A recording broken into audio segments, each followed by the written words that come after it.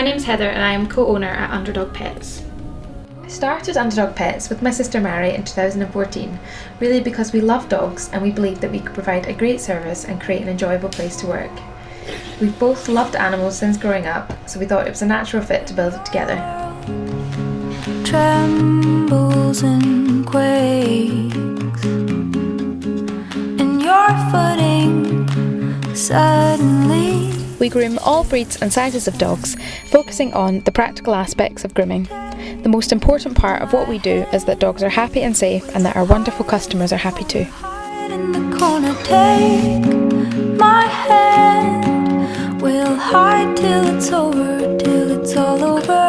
La la la la la, la la la la la, la la la la la, la la la la la la.